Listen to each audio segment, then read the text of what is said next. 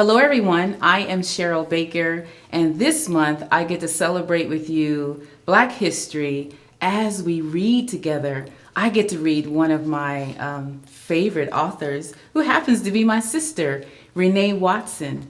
Renee has won the Coretta Scott King Award and the Newbery Honor. Those are pretty big. And so this month we're going to read Ways to Grow Love, Ways to Make Sunshine, and lastly, one of my favorites, Born on the Water.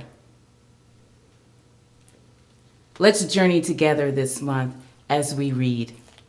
Today I will be reading from the 1619 Project, Born on the Water, by Nicole Hannah Jones and Renee Watson, published by Random House. Questions. My teacher gives us an assignment. Who are you? She asked. Trace your roots. Draw a flag that represents your ancestral land. Most of my classmates can count back many generations and learn about the countries where their families came from. They draw their flags, but I leave my paper blank. I do not know where to begin, what my story is. At home, Grandma says, "How was school?"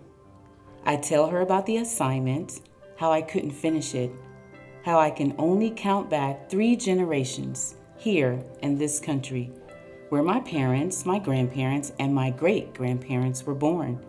But before that, I do not know. I tell her I am ashamed. Grandma gathers the whole family and says, "Come, let me tell you our beginning. Let me tell you where we are from."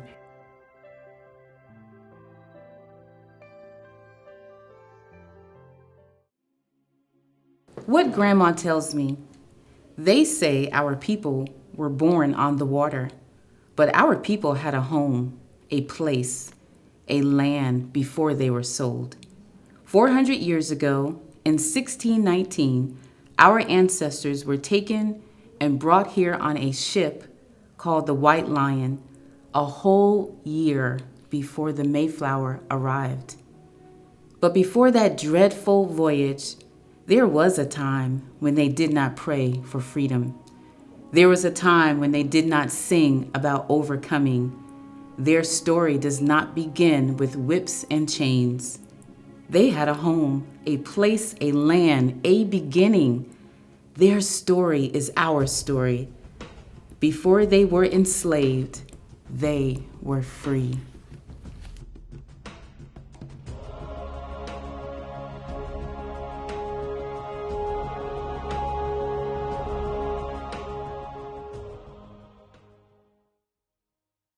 Everyone, as you have listened to the poems and the excerpts from the novel, let's consider these questions.